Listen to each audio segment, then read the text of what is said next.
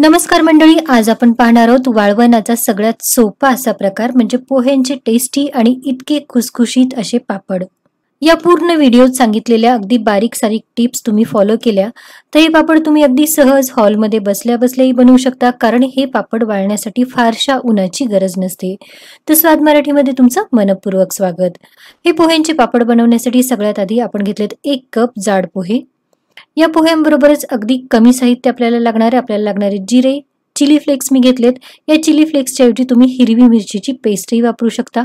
त्याचप्रमाणे चवीप्रमाणे मीठ लागणार आहे। सगळ्यात आधी अगदी मंद आचेवर 1 ते 2 मिनिटं हे पोहे आपल्याला हलकेसे परतून घ्यायचेत। हे पोहे आपल्याला खूप भाजायचे नाहीयेत, पोहे जर खूप भाजले तर पापड तुटणार। भाजणीसाठी आपण पोहे जसे भाजतो म्हणजे मूठवळ मुठीत दाबून पाहिल्यानंतर हलकासा चटका बसला पाहिजे इतकेच पोहे भाजायचे आणि त्यानंतर मिक्सर मधून याची पूड तयार करून घ्यायची। ही पूड थोडीशी खरखरीत असं टेक्स्चर असणारी बनते। आता यामध्ये अर्धा कप पाणी घालून परत एकदा फिरवून घ्यायचं आणि त्यानंतर परत अर्धा कप म्हणजे टोटल 1 कप पाणी या पुडीमध्ये घालून आपल्याला त्याची अगदी फाईन अशी स्लरी बनवून घ्यायची आहे।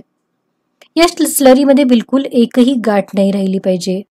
आता एका जाडबुडाच्या मोठ्या कढईमध्ये अंदाजे 3.5 कप पाणी आपल्याला उकळायला ठेवायचे। यामध्येच आपल्याला चवीप्रमाणे मीठही घालून घ्यायचे आणि या पाण्याला एक छानशी उकळी आली की त्यामध्ये आधीच बनवून ठेवलेली पोह्यांची स्लरी अशी धारेने ओतत राहायची आणि एकीकडे ढवळत राहायचं, म्हणजे यामध्ये बिलकुल गाठ होणार नाही। हे पीठ पातळ असेपर्यंत तुम्ही गॅसची फ्लेम थोडीशी मोठी करू शकता, म्हणजे मीडियम टू हाय फ्लेमवर असं ढवळत राहायचं आणि हे पीठ अंदाजे 20 ते 25 मिनिटं तुम्हाला शिजवून घ्यावं लागेल, म्हणजे आपल्याला हवा तो थिकनेस या पिठामध्ये येईल।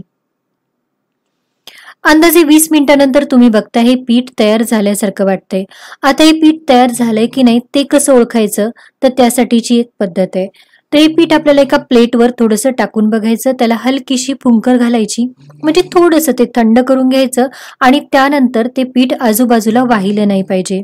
तुम्ही बघताय प्लेट कितीही हलवली तरी ते पीठ स्थिर आहे, ते आजूबाजूला वाहत नाहीये, म्हणजे हे पापडाचं पीठ आपलं आता तयार आहे। आता गॅस बंद करून टाकायचा आणि गॅस बंद केल्यानंतरच पापड घालतानाच यामध्ये आपल्याला चिली फ्लेक्स आणि जिरं घालायचे।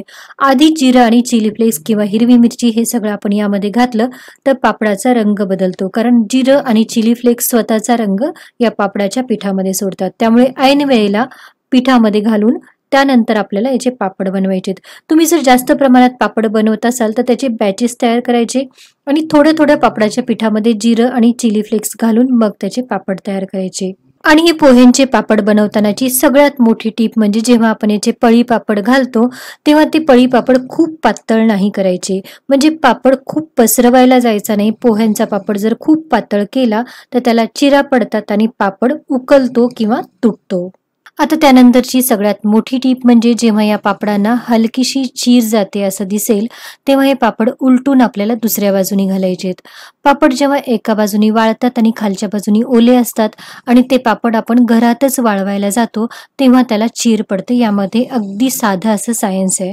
तर त्यामुळे हे पापड जेव्हा आपण उलटतो तेव्हा दोन्ही बाजूनी ते सारख्या पद्धतीने वाळले जातात आणि पापड एकसारखे होतात, त्यांना बिलकुल चिरा जात नाहीत किंवा पापड तुटतही नाही।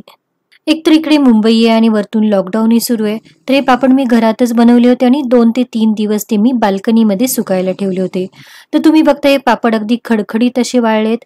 हा एक पापड मी तळून दाखवते आणि तळल्यानंतर तुम्ही बघाल हा पापड अगदी छान फुलतो आणि ऑफकोर्स पोह्यांचा पापड आहे तर तो चवीलाही अतिशय खुसखुशीत आणि छान होतो।